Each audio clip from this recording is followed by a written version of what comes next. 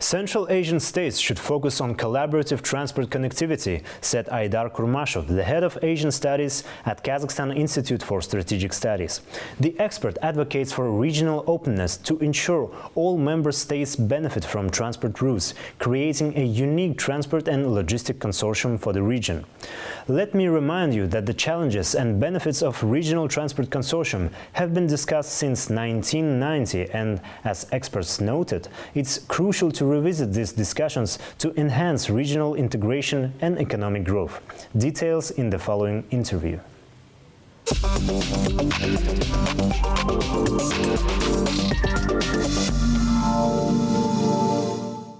Aydar, thank you for joining us. It's a great pleasure to have you here.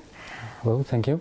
Kazakhstan suggested to create a transport logistics sector for Central Asia to address the regional connectivity between the member states. How do you think, what impact will it play on the regional development and how it will affect on the geopolitics? Of course, nowadays there is a broad opportunity for Central Asia to become a transit hub. Nowadays, for example, we can see that Chinese partners are mostly focused on developing the routes from China to Europe and through Kazakhstan. Through Kazakhstan, yes. But here we can see that most of the routes go through Kazakhstan only, and Central Asia is not benefiting fully from this corridor. That's why we can see that, of course, nowadays we are building some kind of capacity in this. We can say about a couple of figures about the middle corridor, for example. But what about the political benefits, perhaps, from this consortium that, as far as I know, it was already pronounced and proposed between the Central Asian states back in the 90s, and it was reactualized in the fifth consultative meeting of Central Asian states last year. How do you think how countries are close to, to finally create this consortium, and how important it is nowadays in these conditions? We could say that our partners from Central Asia support this idea, of course, because, as I said, they are eager to be developing and being included in transport routes through Central Asia.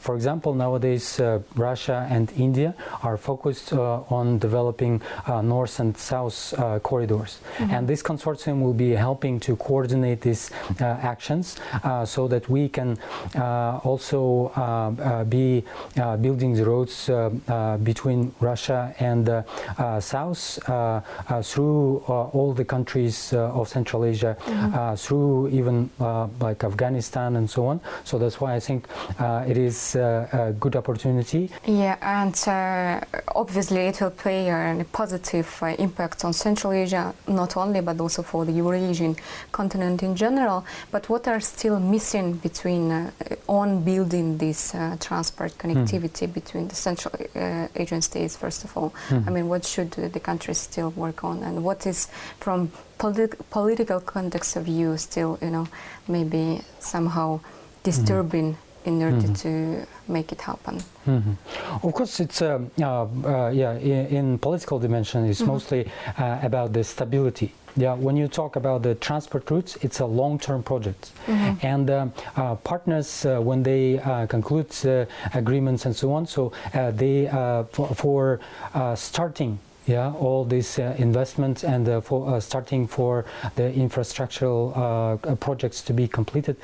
So we have to, they have to be sure that the political, social stability will be in these countries, and only then they will be investing and attracting some more workers in this field. So and also here we can say that when we talk about the transport route, it's not only about building the road, right? So it is the whole infrastructure under it. It's something that we call logistical centers, for example.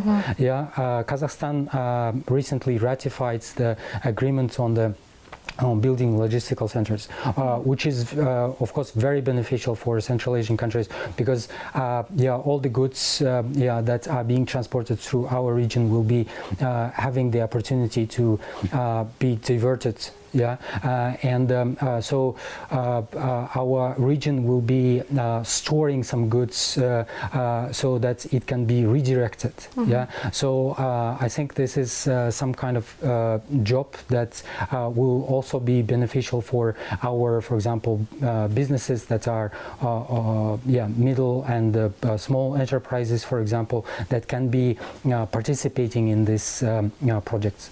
Speaking of political and social stability, what initiatives should Central Asian states take in order to better stabilize and perhaps make it stronger the regional security, especially taking into account some concerns around Afghanistan as well?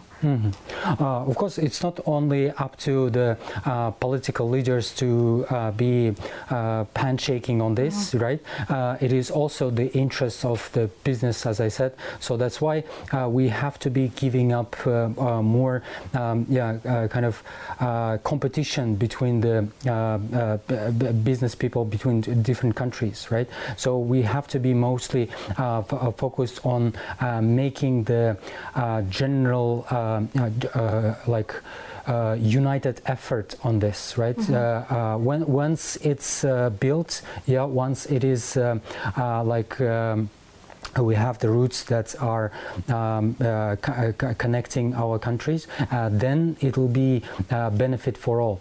So that's why I think we here also have to be convincing more on being less competitive and being focused more on the united effort on building transport. Do you think they are not united enough by now? Yeah, of course. So everyone is mostly focused on building the roads on their own territory that will be unique for uniting, for connecting far-fetched regions, right? But here we, for example, have a full understanding with Central Asian countries, especially with Uzbekistan, as I said, on building transport routes together. So it will be benefiting not only one country but also other countries. We also came to the idea that we probably should be taking some political principles between among the Central Asian countries. For example, one of them can be something like every transport route should be accessible to all countries, for example. Yes. So it is something that something like in Europe, open for all member states. Right? Yeah. So we have to be making more opportunities for all countries to be included in this, right? So we shouldn't be isolating from other countries. It is the only way for making better good. Thank you very much, Aidar, for joining us. It's been a pleasure to talk to you. Thank you.